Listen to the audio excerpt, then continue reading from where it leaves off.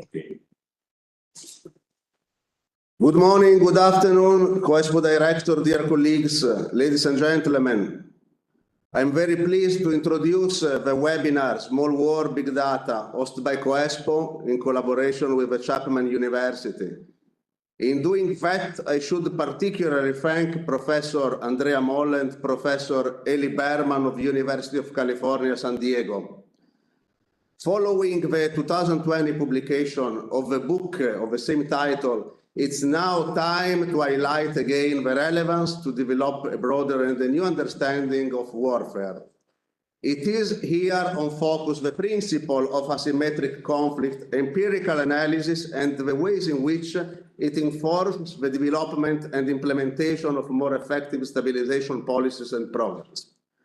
Through several study cases, this analysis presents the fundamentals of the information-centric model applied to counterinsurgency and stability policy, among others. More in general, in a fragile world, it should be clear the relevance to help the military to approach confrontation and conflicts more effectively. The way wars are fought has changed starkly over the past 60 years. International military campaigns used to play out between armies at central fronts. Today is not anymore the case, and conflicts find major powers facing rebel insurgencies, deploying elusive methods from improvised explosive devices to terrorist attacks. Presenting a transformative understanding of this contemporary confrontation, Small Wars Big Data shows that a revolution in the study of conflicts yields new insights into terrorism, civil wars, and foreign intervention. Modern warfare is not about struggles over territory, but over people. Civilian and the information they might provide can turn the tide at critical juncture. Drawing lessons from conflicts in locations around the world, analysis and knowledge will provide groundbreaking perspective for how small wars can be better strategized and favorably won. Professors, the floor is yours, and thank you very much again.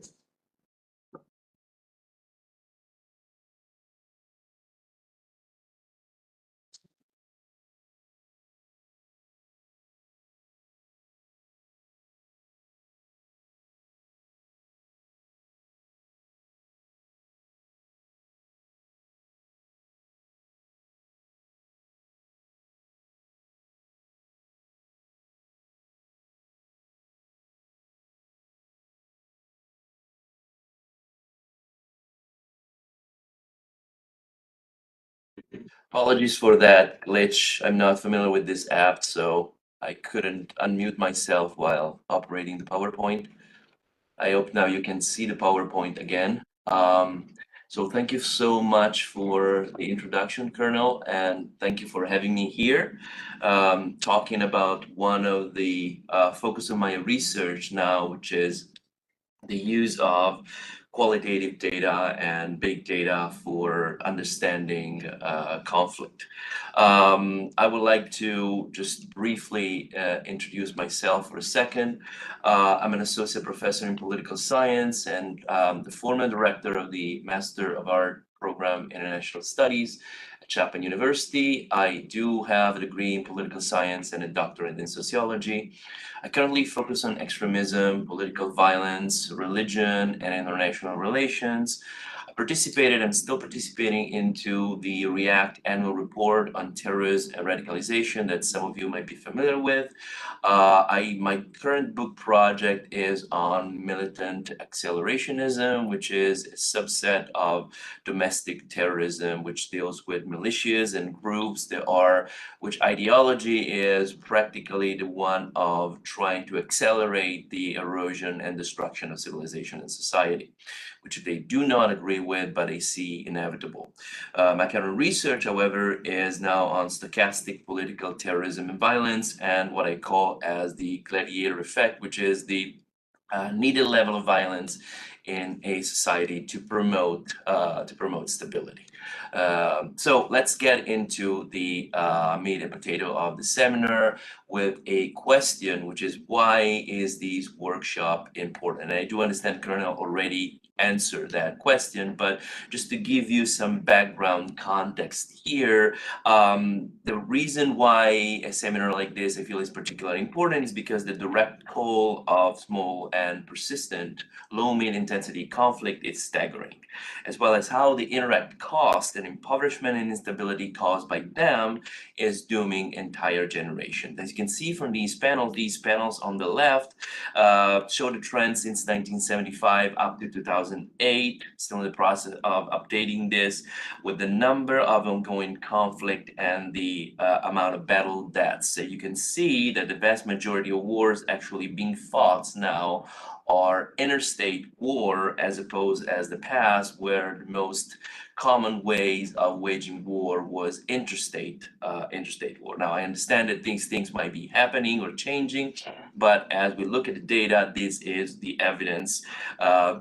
On such war fought between 75 and the time that is included in the graph, roughly half are what we call asymmetric war, though the exact number, of course, depends on the way you define asymmetric war. The right panel instead shows the number of US or NATO military intervention per year since 1975, with the number of ongoing operation in the on the right, extreme right of the slide. As we can see in the graph, their number peaked in the early 1990s, then subsided, and then it's constantly risen now again since 2005.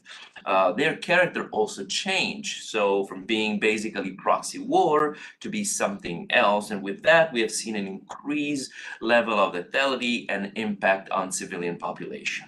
So looking at this graph also leads to the two observations that actually give the title to the book and this presentation. First, the thing we thought would help, the 90s, are clearly not helping. And secondly, sometimes I actually think that actually seems they make things worse.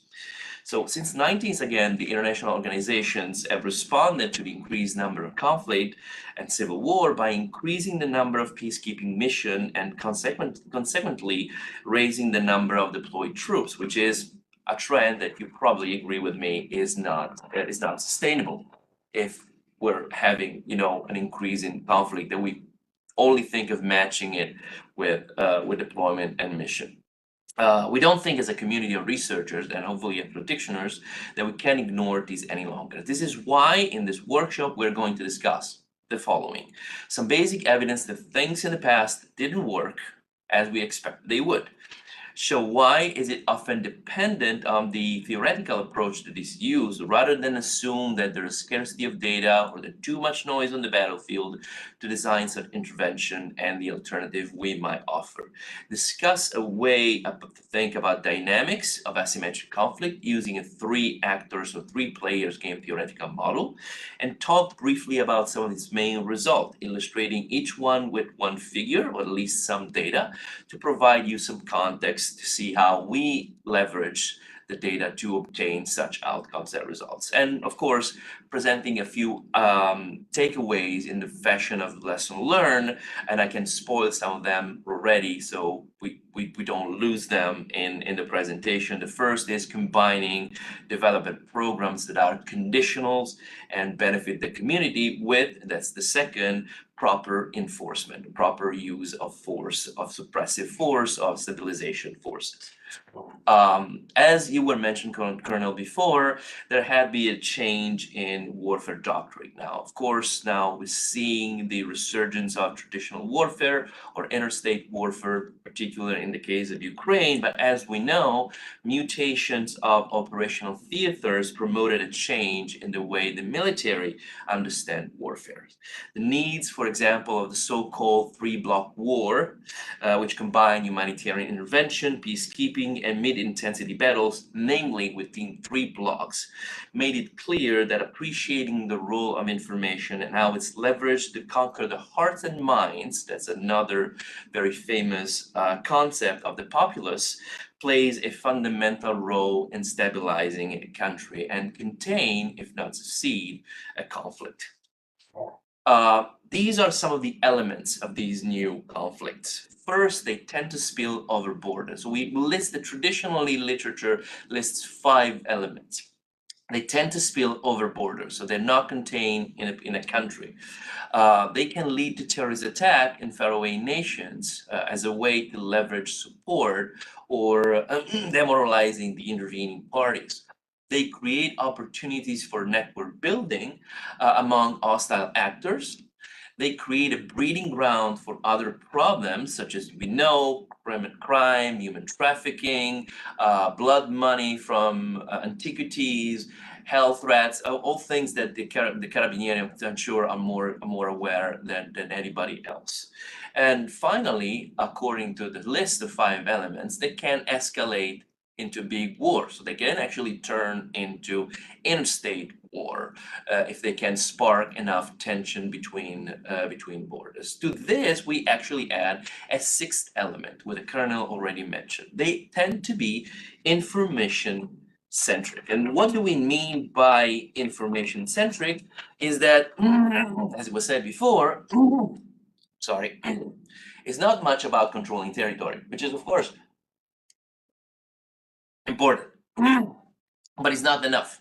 It's about conquering people. It's about it's a war over people, because people hold critical information to secure one's advantage.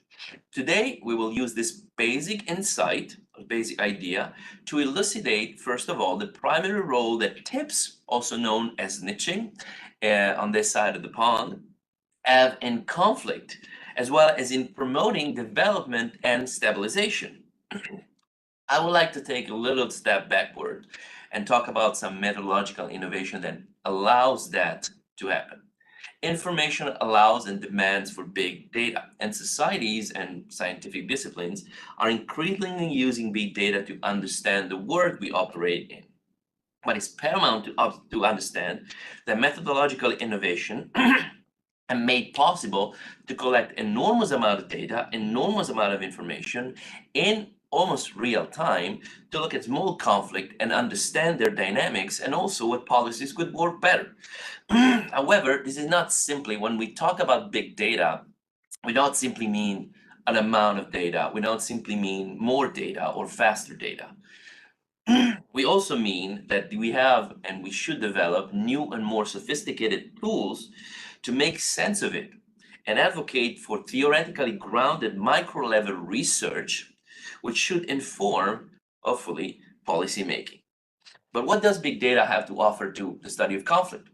Everybody talks about big data, it's the, kind of a buzzword, but what does that actually do for us? Well, it allows to measure, first of all, things that couldn't be measured before in the past. For example, we now have geotags, we have timestamps, we have satellite images of significant activities. We can also use that to triangulate data, meaning that we can correlate, as we will show today, cellular phone activity with, or light activity with, economic development or violence or conflict. And finally, it allows to identify cause and effect relationships in unprecedented way.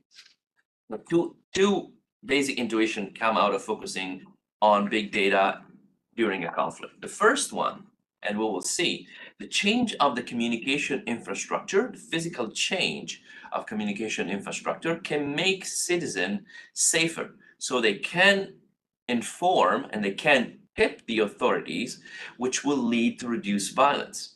The second is that it's probably confirmation that government can make citizens of the population more willing to cooperate by doing a better job in providing services. Okay, so not just doing a better job in enforcing, not doing a better job in suppressing violence, but in providing service that eventually will lead to a mechanism that can effectively suppress violence in the long period. There's another thing that I would like to talk about now, which is the theoretical innovation or epistemological innovation. The first thing we have to start thinking, or a shift in perspective, if you will, that all conflicts are local.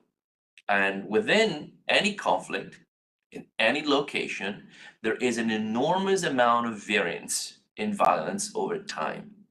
Comparing plot across district what we'll see in the next slide, in Iraq and Afghanistan, for example, show that every location is just a little bit different from others. But only by looking at the macro data, that doesn't really make any sense. If we look at this plot here, for example, and I will go through some of them. Of course, I can take like hours just to go each individually. But if we look at these are small plots, 24 per Afghanistan, 24 per Iraq, so the most violent district.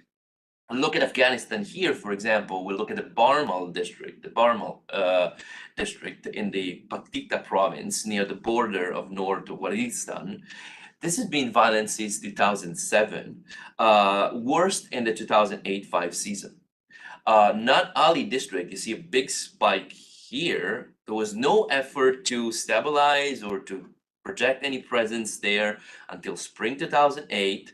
Then the major focus were on the main city in around February, January 2010, which you'll see coincide with the spike, and then became relatively secure starting from 2012. Another district here.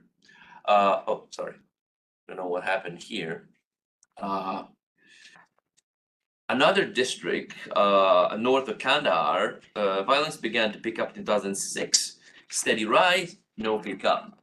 Now, if we look at Iraq, for example, here, we see that this district here, Al Hamdaniya, a mixed district south of Mosul in northern Iraq, sees fairly intense ethnic conflict since the start of the war. Violence has really declined until late 2008. Balad is a mostly rural district, Sunni district north of Baghdad. The main city is Shahid and has a big US base at the time. One of the last places of Sunni awakening. Violence peaked a full year after a peak in another place, which is Ramadi. If you compare this year with this year, you see that when this is subduing, this is here starting off. Ramadi, of course, when the first large-scale successful alignment of Sunni tribes with US forces happened, violence peaked in mid-2006 and then began dropping sharply in 2007. Now, there are similarities, of course, between all these conflicts, which is the thing we tend to aggregate when we look at macro data, like seasonality, for example, dramatic reduction of violence between 2006 and 2009, but both peak violence and per capitalized violence here that we see on all these lines here are clearly different. Now, we can do the same game with other districts. These are from Pakistan on the left, and these are from the Philippines on the right. While these conflicts, again, are an order 2 of magnitude less intense than Afghanistan and Iraq per capita basis, there's still tremendous differences. Now, I will not go into detail into this plot, but it's obvious that an accurate interpretation of this macro data that is not just aggregating them in averages and macro plots require a good amount of qualitative micro data, and particularly, this is what we leverage most of anything at ESOC, those coming from official reports and from talking to the people who produce those reports. Now, sorting out variables causing local violence, also isolating co-founders such as predisposition to a higher level of violence, because of course some of you will notice that, yes, but those districts are located in a particular position, though their geography is different or their climate is different. Of course, we have to isolate those. The culture is different, the religious background is different, but it's necessary to find ways to estimate why violence happened and to reduce violence nonetheless. So how do we look at the data? Now, researchers like me have one goal. Of course, that goal might be different from the one of the practitioners. And the goal for us is to identify cause and effect chains or mechanism, as we say in political science, that will help practitioners to make real-world decisions. So we need a way, in other words, to reduce the amount of data into workable abstract model, but still dense enough to be descriptive. Now, traditionally, correlation is used in social scientific research as an instrument of prediction. But as we all know, in the context of policies, and especially in the context of conflict, correlation do not help to predict changes that are introduced by policies. And there are a lot of reasons for that, and we'll see some of the reasons, methodologically speaking, when we talk about the way battalions are deployed in conflict area, for example. So correlation is not enough to establish causality. So what can we do then? So broadly speaking, there are two ways that are alternative to that to identify causality. The first one is theory testing, and the second one, so having a solid theoretical understanding of the problems that we're dealing with. The second is a proper research design, which could include, as we've included, randomized controlled trials, for example, as much as possible. Of course, we can randomize on a battlefield, and natural experiment.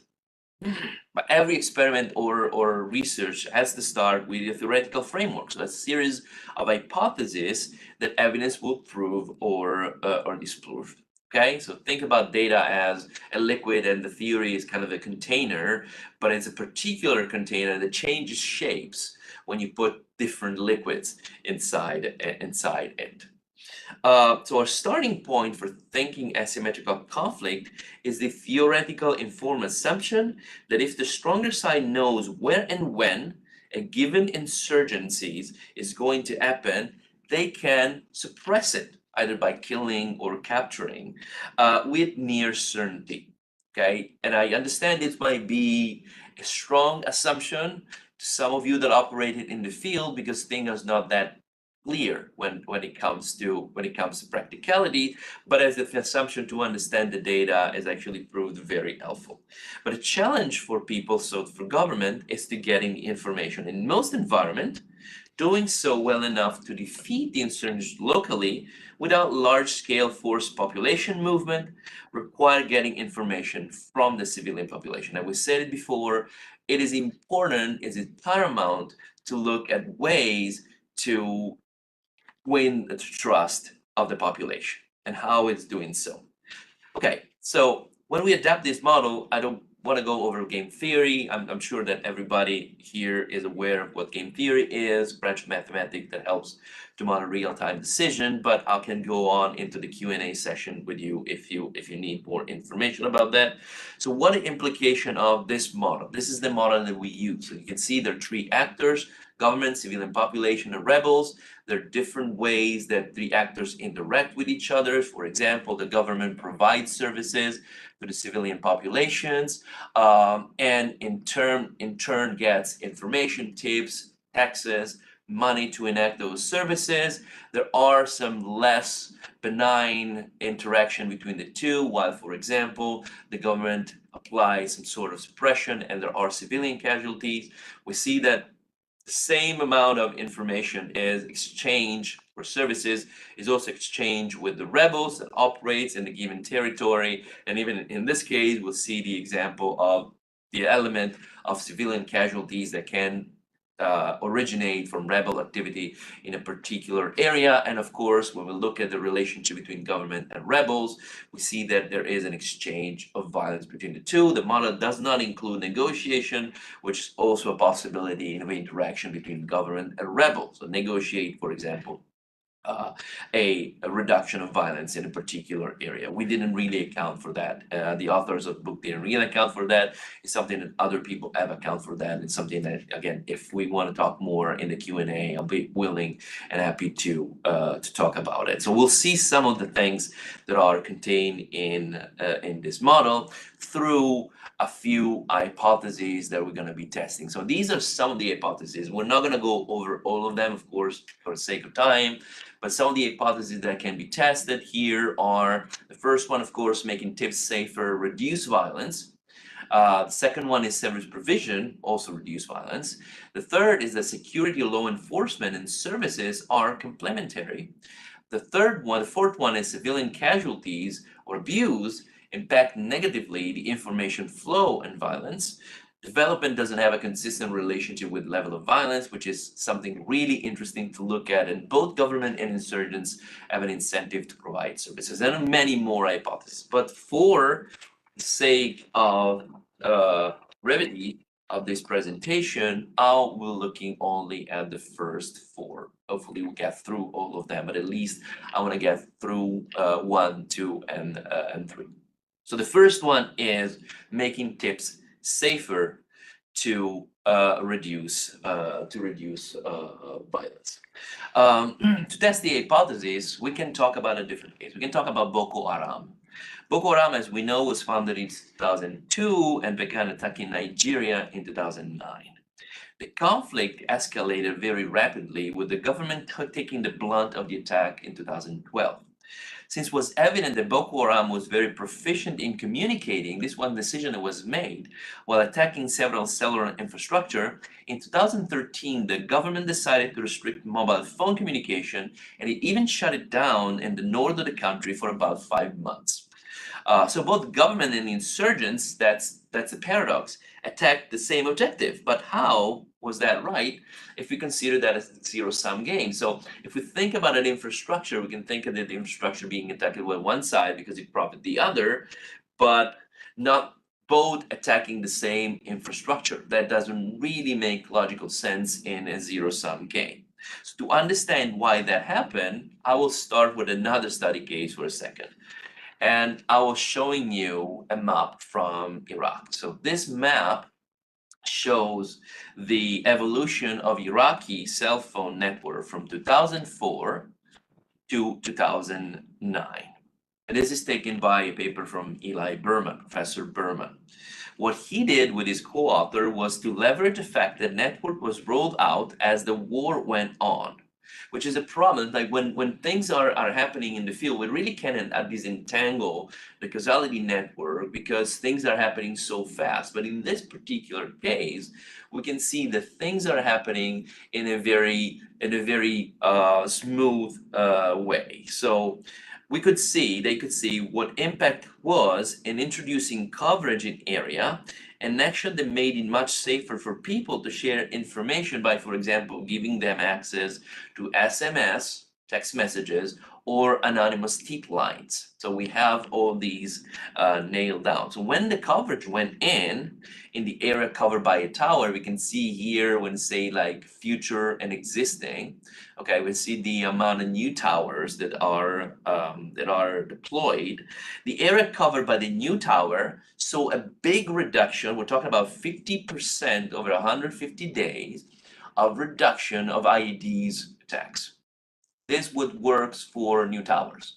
So new towers have the effect of reducing IEDs attack, while building new towers in areas that were already covered by cellular communication did not have the same effect. So what the author thought about it, when the author concluded about it, was that it wasn't really a change in depth or quality of communication, but was literally the fact of being able to communicate anonymously or not communicating anonymously through cell phones that actually impacted the reduction of violence. And there was a very cheap way of reducing violence in Iraq because it costed about $250,000 to put in new towers, and half of it to build a new tower in a rural area, and half of it to build a new tower in an urban area. But again, why? Well, first of all, because again, we said it before, cell phone allows anonymous tips. So functioning cellular infrastructure reduce the risk associated with tipping. And we're talking about risk here, which is a very important thing, okay? Tipping is vital, but tipping is also risky. Why is risky? Because of course, if you get caught tipping the government in an area that, let's say, is controlled by the insurgents or has a high insurgent presence, then you risk your life and the life of your family, okay? But what happened here, that also there is another sort of like mechanism at play. Under this condition, assuming the rebel understand that violence towards citizen increase their propensity to work with the government. So if the rebel in an area that is controlled, that it has a cell phone that allows anonymous tipping, actually are more violent than the government towards the population was skewed into informing the government. So that pushed the rebels to reduce violence to avoid defection and disloyalty. And of course, also they had to demonstrate that the risk of tipping was still high, so they had to make, let's say, more increasing move to increase the perception associated with disloyalty. And we saw that not only in Iraq, we saw that in Iran with public execution, or Gaza with public execution, or in Afghanistan after the WikiLeaks fallout in 2010. Okay, so there is a reduction of violence, which is generalized because the acceptable threshold of the population in allowing violence in that area lowers down, but there are also, of course, individualized cases of peak violence because of symbolic reason. So going back to Nigeria and Boko Haram, we can see that while the government was kind of wrong in destroying cellular towers, Boko Haram was right in trying to destroy cellular communication, because that communication allowed the population to tip the government into disrupting their activity. So that we have two effects, basically. That's the point that I want to make. We have an effect of cellular communication decreasing violence, and we have an effect of cellular communication increasing violence. Data from the Taliban, again, in 2008, 2016, for example, show that the Taliban spared infrastructure in area that they already controlled, and controlled effectively, because they needed less violence in that area, but destroyed those same structure in areas where either the government was controlling the territory or the area was disputed. So you had a dispute over controlling the area. Now there are cases where instead cellular communication helps violence or increases violence, but those tends to be less linked to insurgency and rebel and more linked to political violence. For example, during the Arab Spring, some research pointed out that cellular communication increased violence during protest.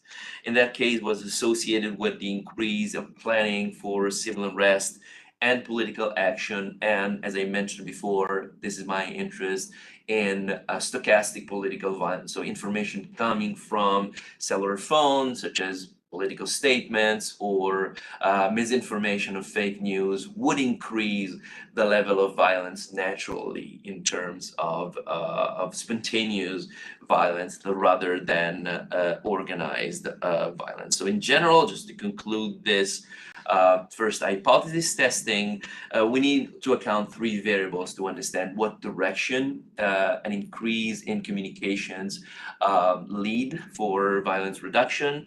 First one is whether or not insurgents have a robust mechanism to punish and detect and punish the defectors. If they don't, then there is a strong incentive for defectors to defect and tip the government. Do government have a strong capacity for signal intelligence, meaning that they use those communication that are used by the rebels also to pinpoint their action and activities? That is particularly true in the case of IEDs. That's why also in Iraq we see a drop in that sort of activity, and of course human intelligence, and whether or not, again, rebel tactics are facilitated by information technology.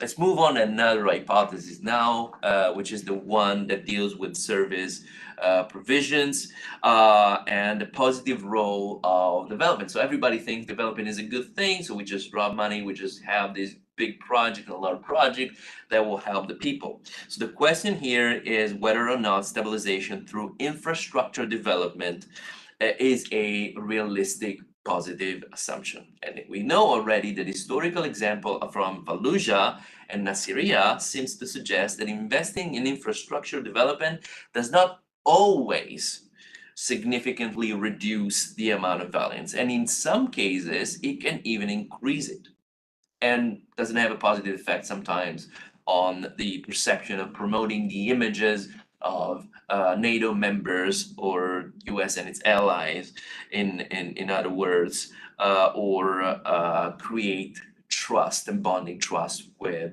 the governments of those countries. However, we have other cases, such as the water plant in Erbil, that show a reduction of hostility and an increase in trust towards the government and the U.S. military in that particular case. So how is that possible? That the same project can have two different effects. We know that, we all know that cause and effect doesn't work that way. If there is a cause, that has to have a consistent effect. But in this case, it doesn't seem to be that way. So to understand that, we must first understand that the chance of success of a project in meeting the goal is once again impacted by local conditions, including its politics and, of course, its security level. But how can we predict the odds of a particular outcome? Again, only if we look at microdata and understand a few basic mechanisms, we can estimate if a project will make things better or worse. So these are data from Iraq, illustrated in the graph. Okay, well, data from Commander's Emergency Response Program serve a small grant that are spent by commanders on the field to promote local project and provincial reconstruction team presence in the area. So expert present in guiding those projects. Each one of these dots represent district in Iraq for a 6-month period. Serve spending data from coming from the Iraq Reconstruction Management System, and are correlated with conflict events or casualties from conflict event from official U.S. military archive. So these are data on aid project again from the IRMS that tracked almost 80,000 reconstruction project worth a total of $40 billion. That includes everything from the big stuff like sewages plants, like water cleaning plants, to individual project for small wells in a town, or restructuring a market, or setting up a radio communication device in a particular era. Okay, in this case, the researcher who analyzed these data found that the first and foremost, once one account for the fact that more reconstruction spending is spent in more violent place, which is of course what happened. You spend more when you think is more needed, which means areas that are more violent than another. You got a substantially and significant meaningful reduction of violence from small scale reconstruction projects. So all those projects that are under $50,000 tend to be the ones that decrease violence more than the others. And all the big projects, instead, large scale projects, building a dam, building a highway, building a big refinery, those projects didn't have any sort of impact in reducing violence. So you can see this from this line. We have two lines here. That's the other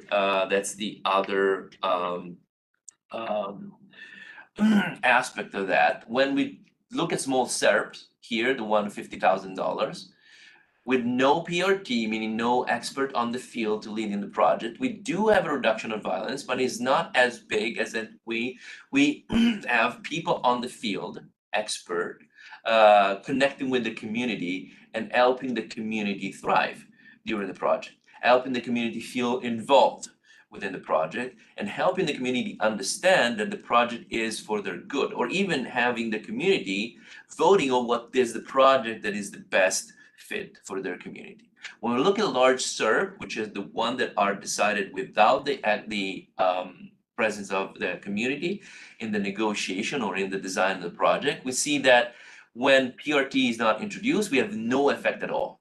When there's no connection with the community, no effect at all. If the PRT is introduced, we have a mild effect of reduction, but the reduction is compensated by a couple of things. The first thing is that large project allows for more corruption, and we know that. The second thing is that large projects are usually not involved in the community, so the community feels that those projects are not close enough to them and to what they actually feel, to what they actually need. The third one, which is again illustrated by these delta between PRT introduced and PRT non-introduced, when there's no community building, when there's no integration with the community on any level, the project tend to fail. So this is what we see.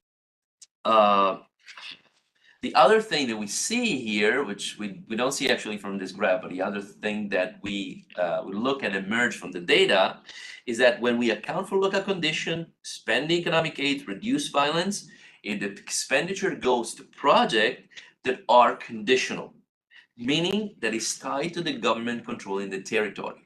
So we're looking at public goods here that are delivered to the population.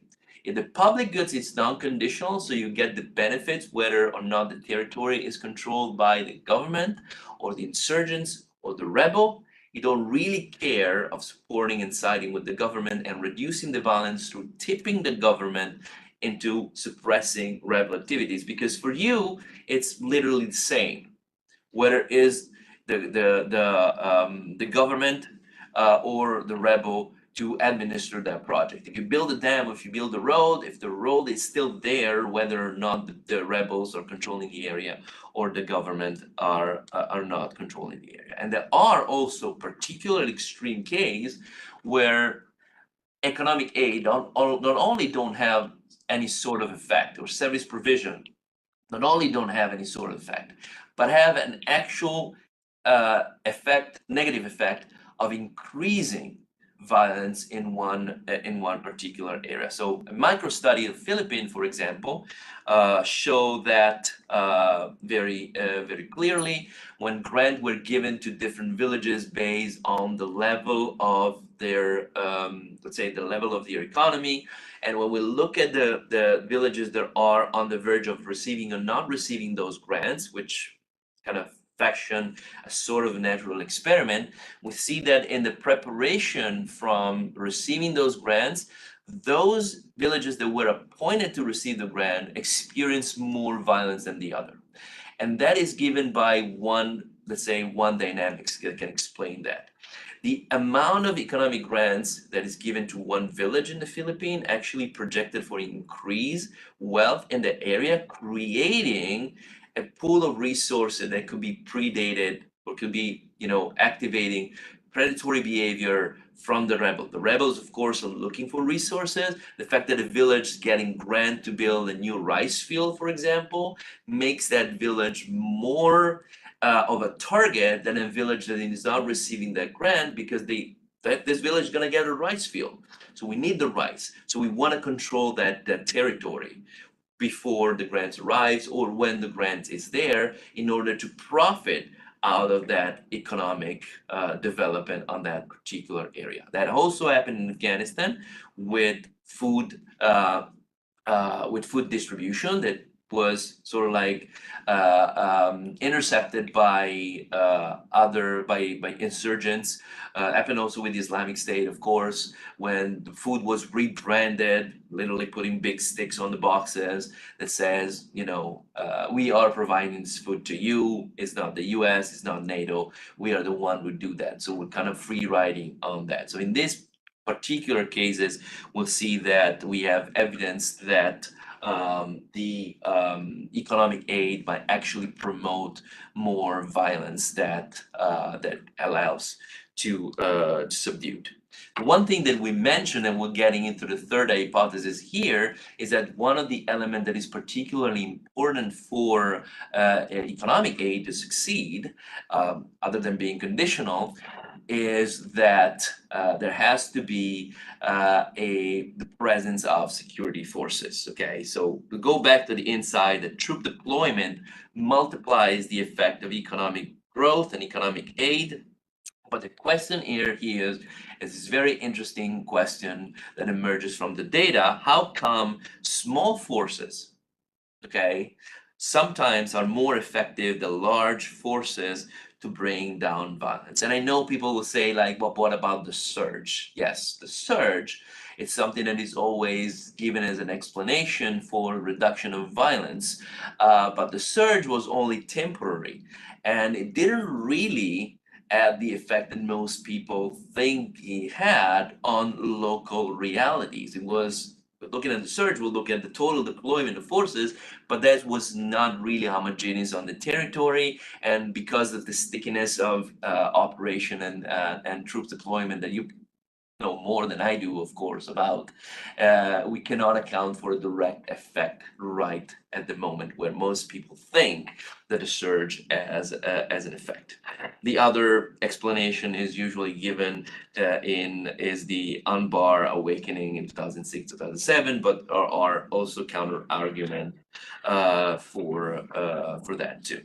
So in order again to answer this question, we have to resolve a methodological issue. How do we measure the effect of troop deployment onto economic aid or developing aid as in reducing violence? Okay, these relationships are really hard to disentangle. It's just like a chicken and an egg dilemma, right? Was the chicken or the egg? It was the economic development or the troop deployment. Our answer is that it was both in a particular combination, but because we don't have the capacity of running an experiment on the field, because it will be operationally not sound and absolutely unethical. And by that I mean withdrawing troops and see what happens if we only put economic aid, or just put troops and no economic aid. So we cannot do that sort of random quasi experiment. We have to rely on the next best thing, which is the level of stickiness in tactical decisions. Whereas troops cannot be rapidly deployed or not effectively deployed following a rapid fluctuations in violence as to match local condition. In other words, there is a lag between service provision, we tend to be faster, and enforcement. We can provide insight on whether the reduction of violence is to attribute directly to the force or the service. Data from Iraq, especially from the oil pipeline construction, for example, and the analysis of deployment correlated with the analysis of deployment schedule of US troops, seems to suggest that suppression follows service. If you look deeper at the relationship between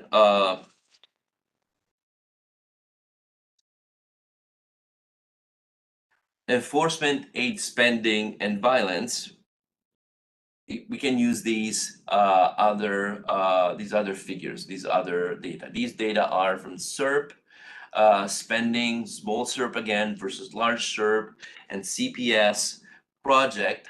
So we're looking at project that coming from the field. The commanders have authority to allocate those funds, or funds that are coming from other institutions like USAID or other forces.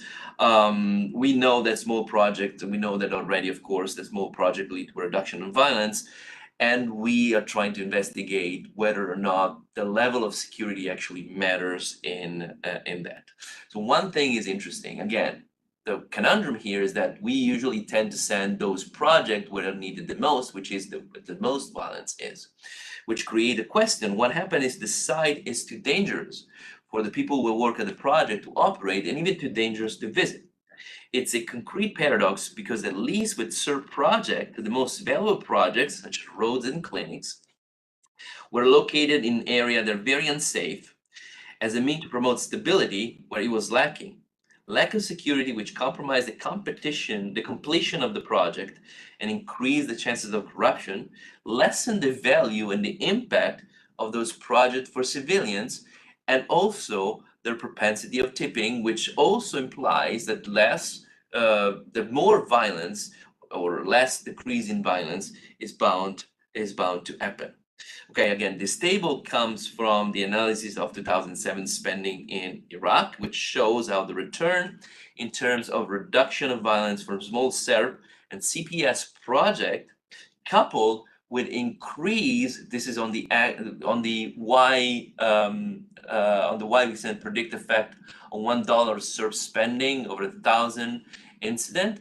And on the x-axis, we see the presence of maneuver battalions in the area. When we couple the effect of the spending with the number of battalions that are deployed, we see that small SERP and particularly CPS, which is the commander discretionary funds project, have a huge effect of reducing violence. This is the line, this is the confidence interval for those information. But the line is steeply going down, the more battalion we add. When we look at large SERP spending, the dams, the big plans, it doesn't really matter how many battalions you deploy. There is actually a diminishing return of deploying battalions. You're spending a lot of money into putting military on the field because you think that this is a good thing because the project needs a lot of security.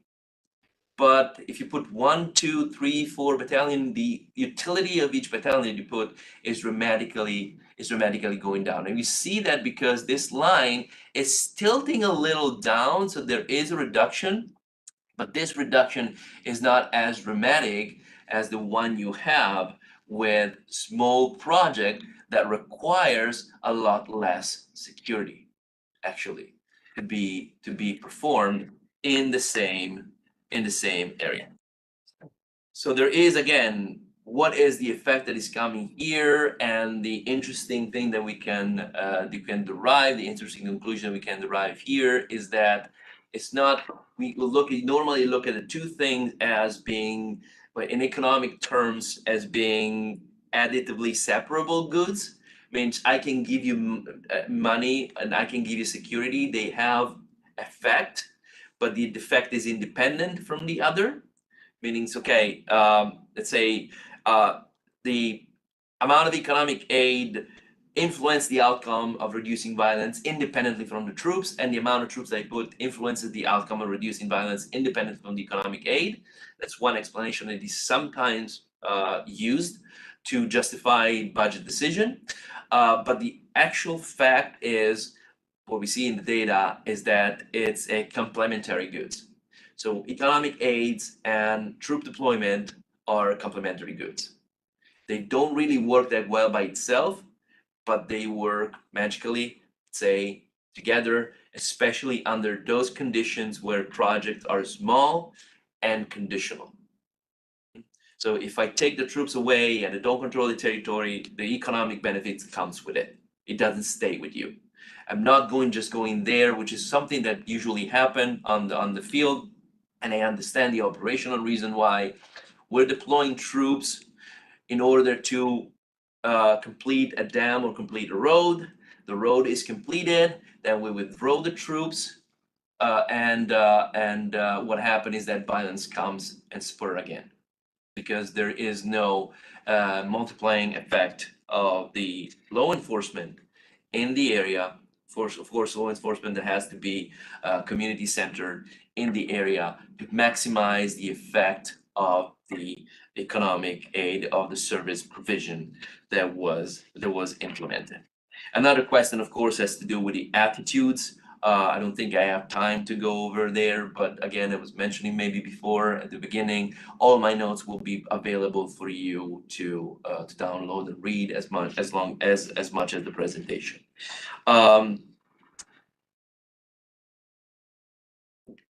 I just want to cover one more thing, and then I'll move into another hypothesis. So why that happened, we know from the tipping mechanism. In this case, also there is room for cases where an increase in deployment of troops actually increases, and an ongoing a little bit over time here, so I'm just stopping here, and we can talk in the reprise about the civilian, the way civilian respond to arms. There's also another explanation, another way around, let's say another effect or direction of the effect.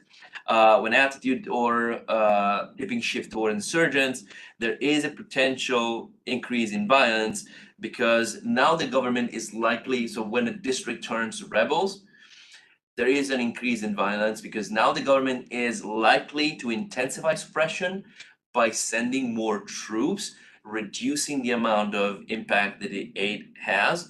What that does, however, is to increase the threshold of violence that the population is willing to support. So the threshold of acceptable violence that the population is willing to support, to bear from the rebels to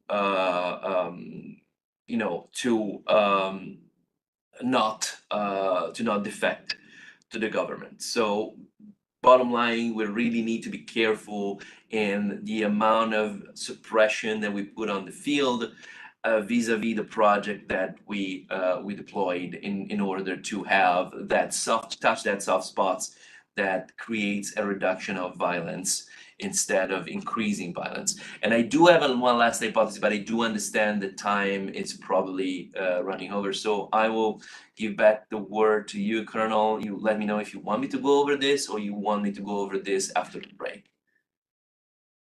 Dear Professor, if you could conclude, then we will make a short pause, just 10 minutes, and for sure we have some questions for you. Thank you very much. Perfect. Thank you so much.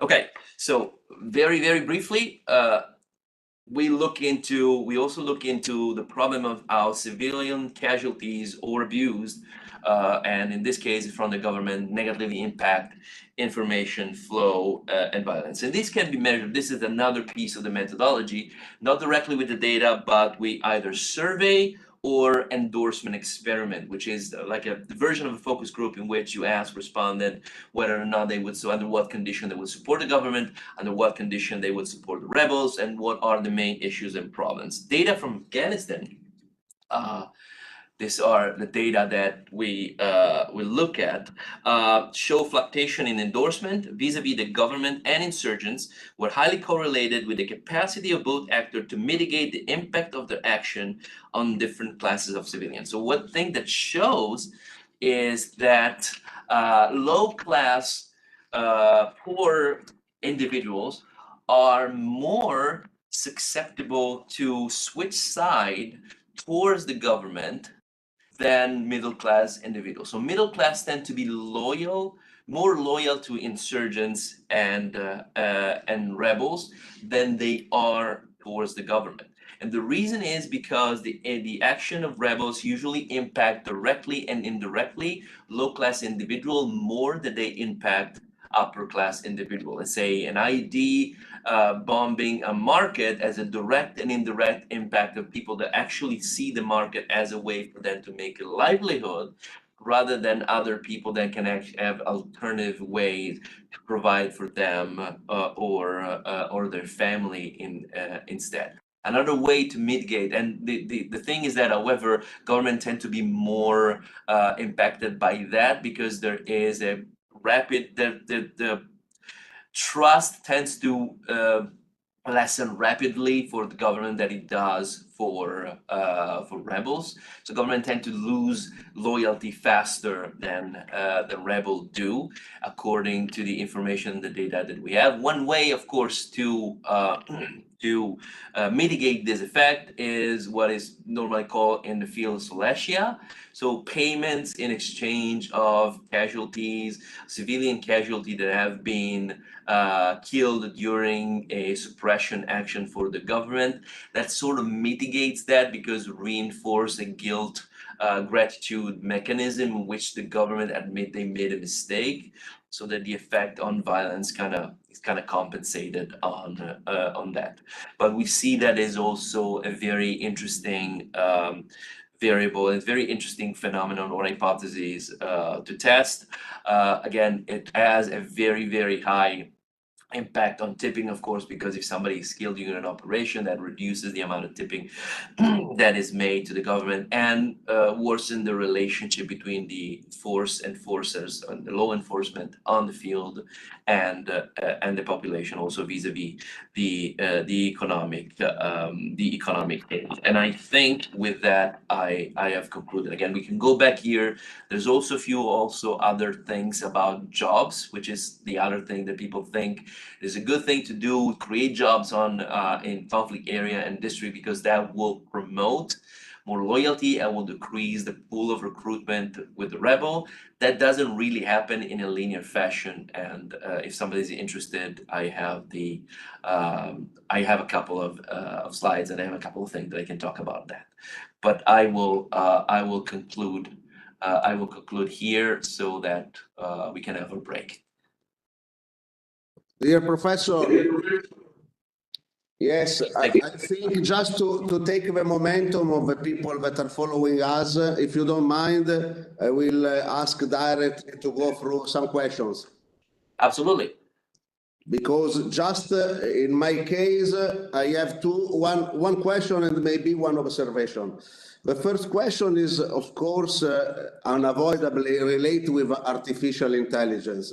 I think is a factor that will be a game player on these issues, because the collection of data, also the one that could be not very significant at a glance, could impact strongly, and only the computing capacity will allow maybe with some algorithm to find valuable points that would have been overlooked. So this is maybe a consideration, but I want to hear your enlightened view.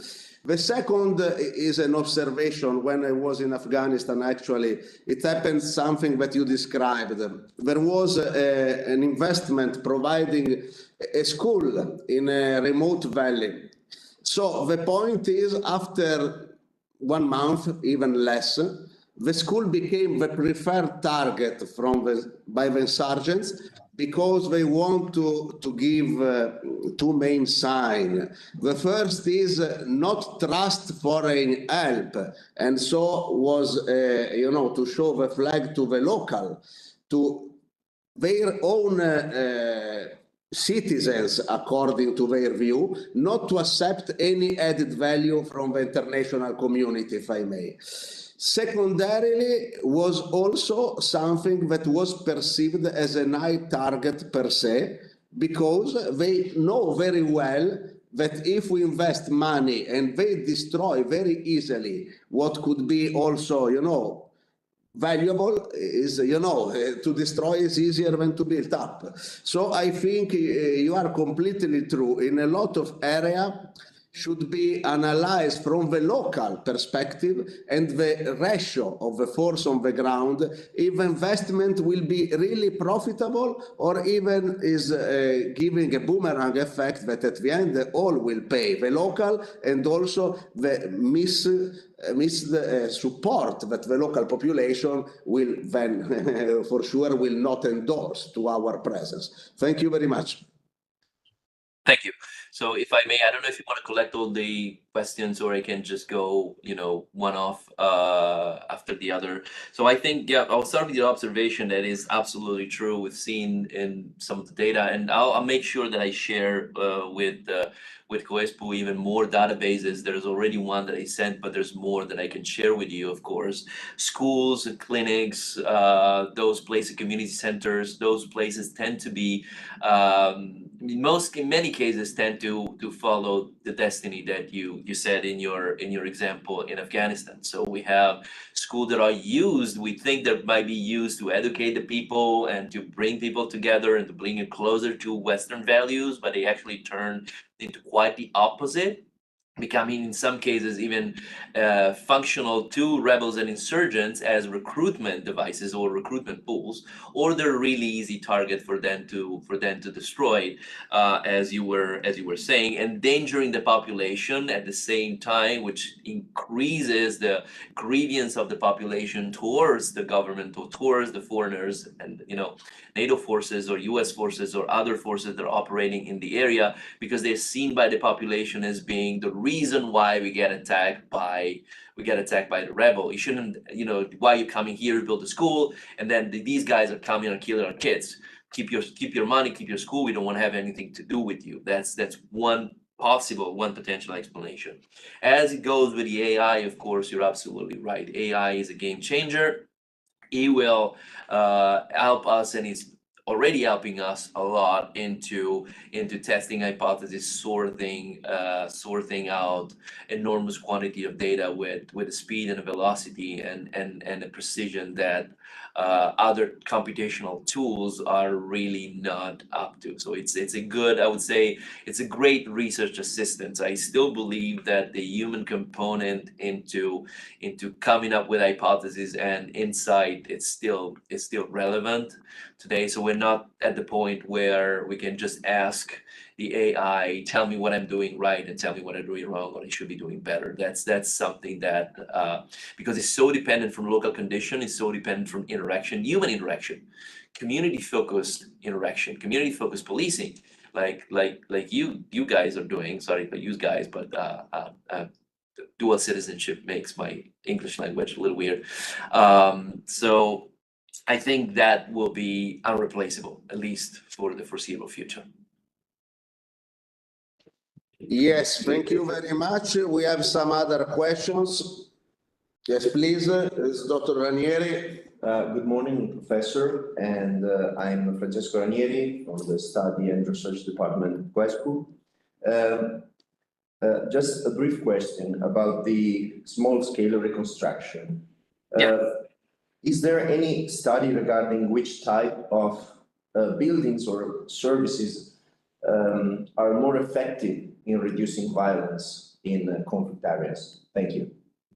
So most of the study actually focused on the amount of money that are spent, and the fact that what I was saying before, the two main elements of a successful project are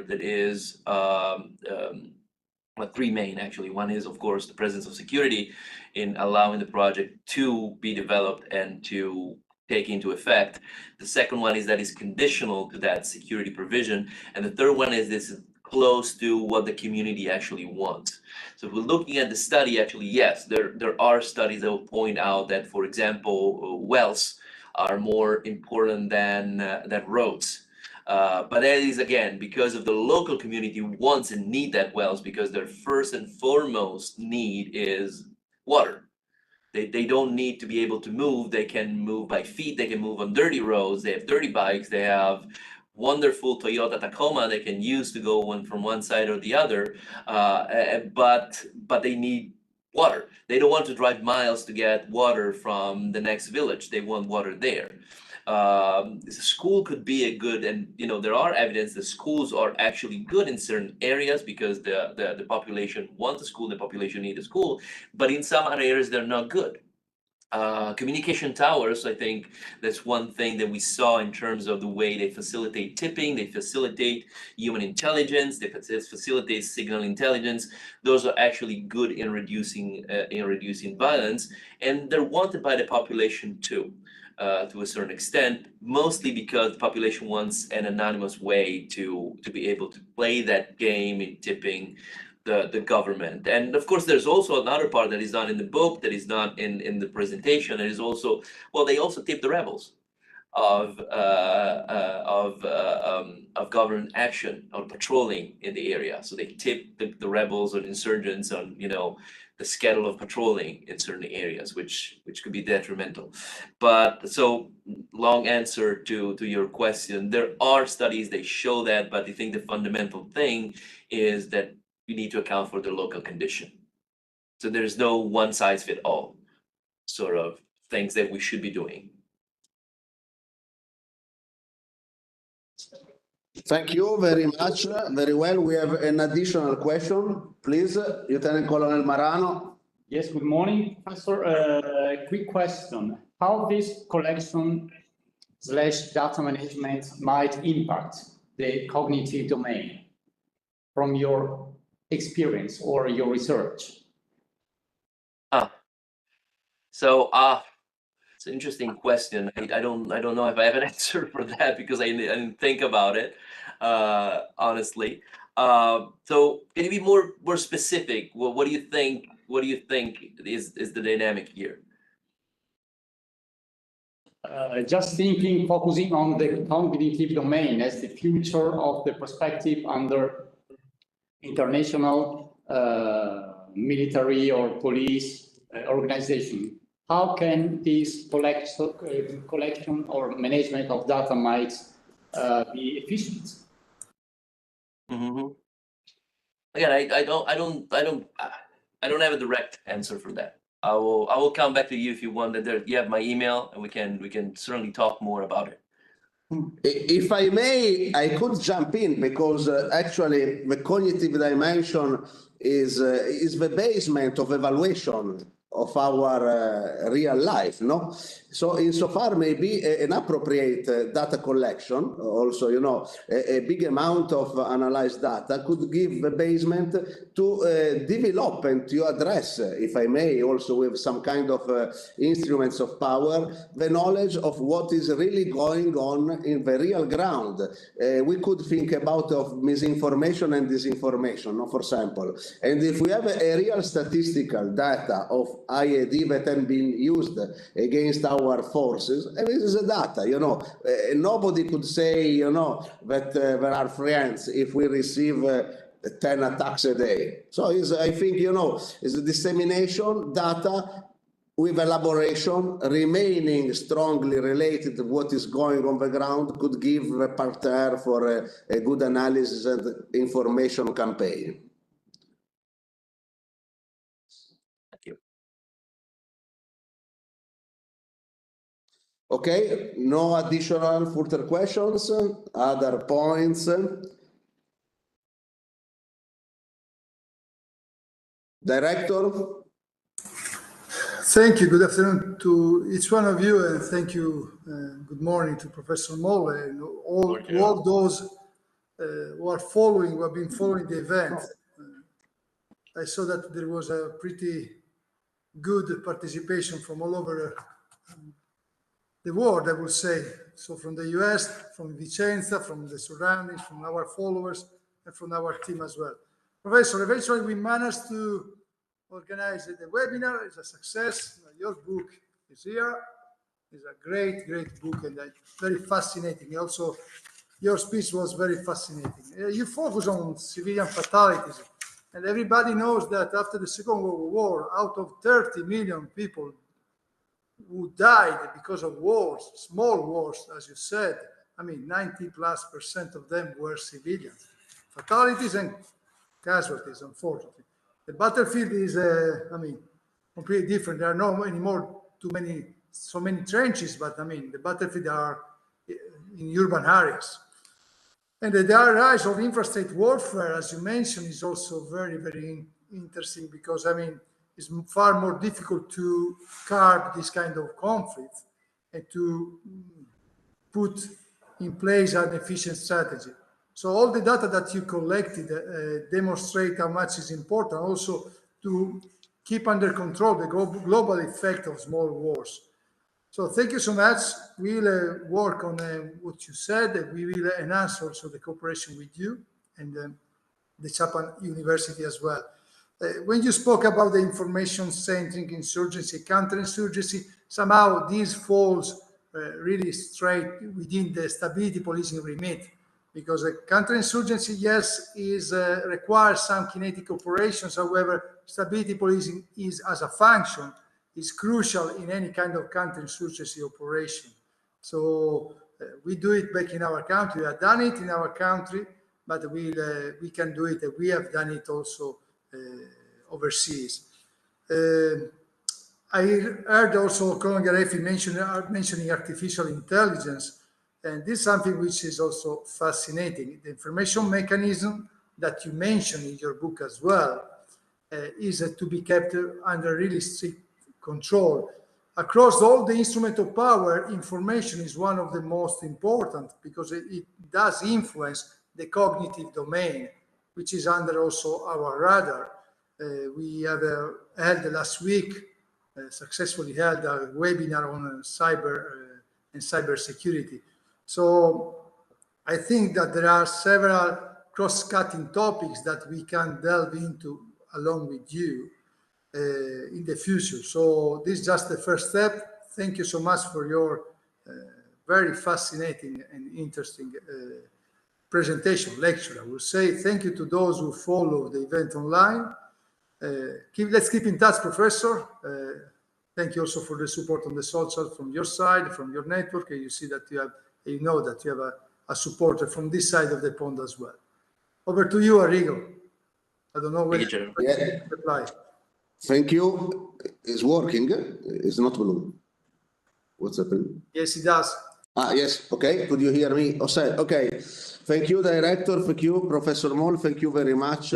I strongly recommend to remain in touch and also to disseminate your material. We are ready to elaborate with you any kind of doctrinal and statistical data. And really, thank you very much again. And please also thank the Professor Berman. Thank you very much. Thank you.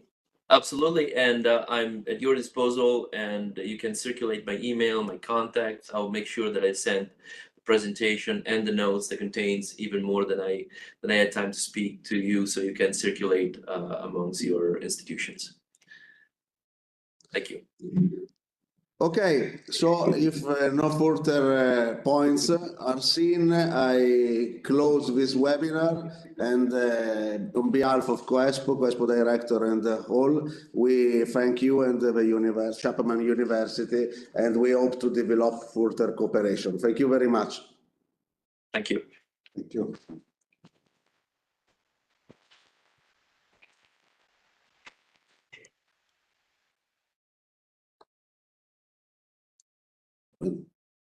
Should I leave? Yeah. Si può chiudere.